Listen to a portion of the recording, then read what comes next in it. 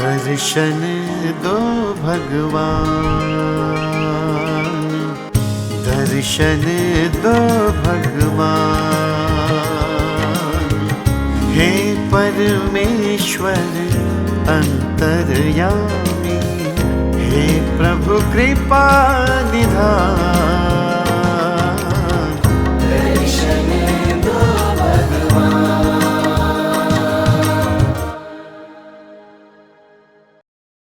हमारी संस्कृति, हमारे संस्कार सदा रहें हमारे साथ। सब्सक्राइब करें तिलक।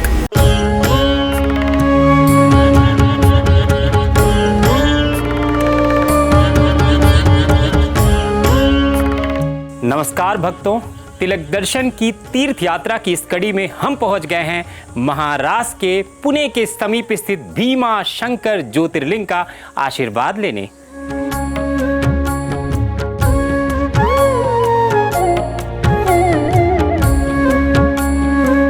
सह्याद्री पर्वत की गोद में भीमा शंकर ज्योतिर्लिंग प्रकृति प्रेमियों के लिए स्वर्ग है।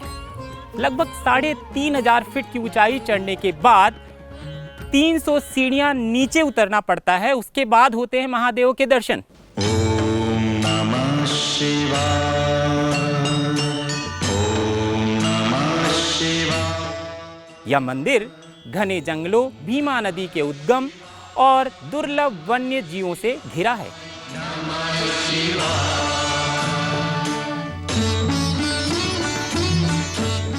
शिव पुराण में वर्णित पौराणिक कथा के अनुसार यहाँ महादेव ने राक्षस भीम का संहार किया था।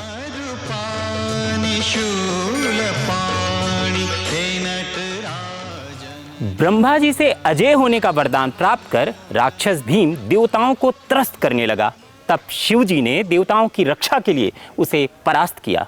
शिव पुराण में वर्णित है कि भगवान शिव के 12 ज्योतिर्लिंगों में भीमा शंकर 6वां ज्योतिर्लिंग है, जिसकी स्थापना दक्षिण भारत के महाराष्ट्र में डाकिनी नामक स्थान पर हुई थी। त्रेता युग में भगवान श्री राम ने लंकापति रावण और उसके छोटे भाई कुंभकर्ण का संहार कर धर्म की स्थापना की। कुंभकर्ण ने भगवान श्री राम के साथ युद्ध से पहले करकटी नाम की राक्षसी का शीलहरण कर लिया था और फिर युद्ध में मारा गया।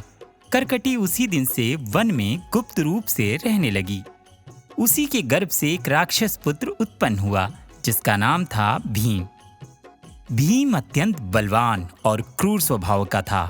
बड़े होने पर जब उसे पता चला कि वह लंकापति रावण के छोटे भाई कुंभकर्ण का पुत्र है और उसके पिता को भगवान विष्णु के अवतार श्री राम ने मारा था, तो भीम का हृदय क्रोध से भर गया और उसने भगवान विष्णु से प्रतिशोध लेने का प्रण कर लिया। उसने स्वयं को अजेय बनाकर संपूर्ण संसार पर विजय प्राप्त करने का संकल्प कर लिया। भीमासुर ने ब्रह्मा जी की कठोर तपस्या की और ब्रह्मा जी से अमृतत्व का वरदान मांगा। ब्रह्मा जी ने कहा कि यह संभव है। तब भीम ने कहा कि मुझे ऐसा वरदान दें कि भगवान विष्णु भी मेरा वध न कर सकें। ब्रह्मा जी ने तथास्तु कहा और अंतर्ध्यान हो गए। अब भीम को यह विश्वास हो गया कि वह अपराजेय है, क्योंकि भगवान विष्णु भी उसका वध नहीं कर सकते। वरदान प्राप्त करते ही भीम ने राक्षसों की एक विशाल सेना बनाई और विष्णु भक्तों पर अत्याचार करने लगा। भीमासुर ने सबसे पहले कामरूप देश के राजा सुदक्षिण पर हमला किया। राजा और रानी को कारागार में बंदी बना लिया और अपनी सेना को वहां छोड़कर अन्य देशों के राजाओं को परास्त करने के लिए निकल गया। कारागार में बंदी परम शिव भक्त राजा सुदक्षिण और रानी ने मिट्टी से पार्थिव शिवलिंग बनाकर महादेव की कठोर तपस्या की। जब भीमासुर को यह सूचना मिली कि बंदी राजा रानी कोई गुप्त साधना कर रहे हैं, तो वह अत्यंत क्रोधित हुआ और खड्ग लेकर राजा को मारने चला गया। जैसे ही वह प्रहार करने वाला था, उसी क्षण पार्थिव लिंग से रौद्र रूप में भगवान शिव प्रकट हो गए।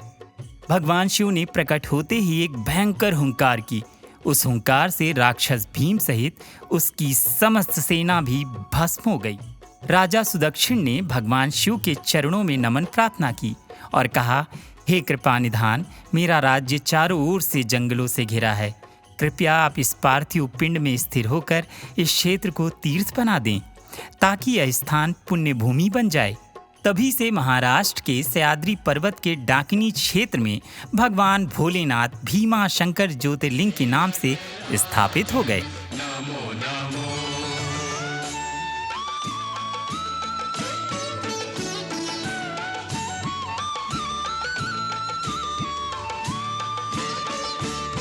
भीमा शंकर का शिवलिंग अपने बड़े और मोटे आकार के कारण मोटेश्वर महादेव के नाम से भी प्रसिद्ध है। तुम अंतहीन अनंत हो।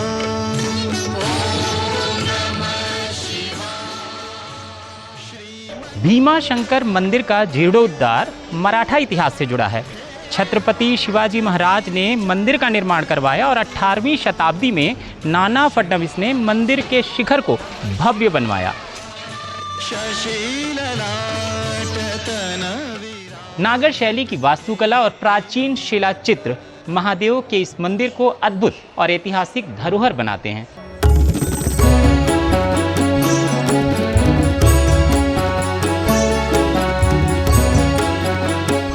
भीमा शंकर क्षेत्र में 108 तीर्थ हैं जो यहाँ के वातावरण को आध्यात्मिक ऊर्जा से ओतप्रोत करते हैं, जैसे सर्वतीर्थ, ज्ञान तीर्थ और पाप मोचन तीर्थ।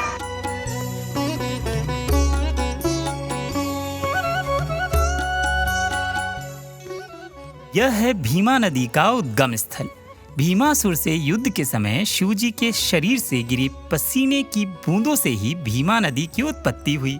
एक अन्य कथा के अनुसार भगवान शिव ने यहीं पर त्रिपुरासुर का भी वध किया था और उसी युद्ध में गिरे श्वेत कणों से भीमा नदी का जन्म हुआ था।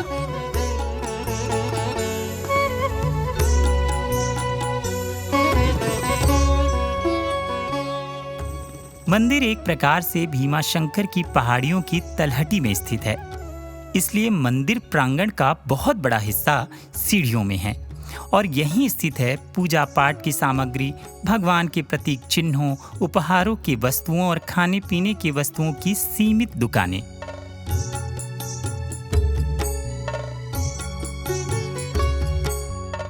बहुत ही खूबसूरत दुकान है। क्या क्या भाई साहब आपकी दुकान में?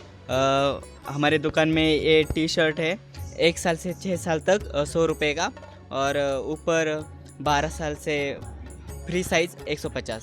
ये देखो, ये सर जी ये पेड़ा है, ये कालाकंद का पेड़ा है, कुंदा पेड़ा है, कुंदा टाइप। इसका 100 में 250 ग्राम आता है ये। और ये अपना सब मिल्क और शुगर इतने, उसके सिवा अलावा कुछ मिक्सिंग नहीं रहता, प्योर ओरिजिनल माल रहता है। शंख मिलेगा जिसमें मोती शंख है, वो डायना शंख है, राइट हैंड वाला शंख होता है, बहुत सारे शंख मिलते हैं। तो आइए हम लोग साथ में ना शंखनाद करते हैं। आपकी दुकान में ओरिजिनल शंख है तो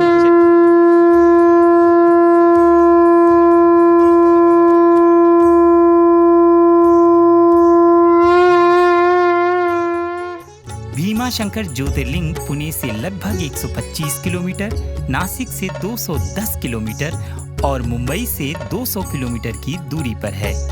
नजदीकी हवाई अड्डा पुणे, नासिक और मुंबई है, जहां आसानी से नियमित रूप से चलने वाली महाराष्ट्र की रोडवेज बसों, तीर्थ दर्शन की निजी बसों और टैक्सी से भीमा शंकर ज्योतिर्लिंग पहुंचा जा सकता है।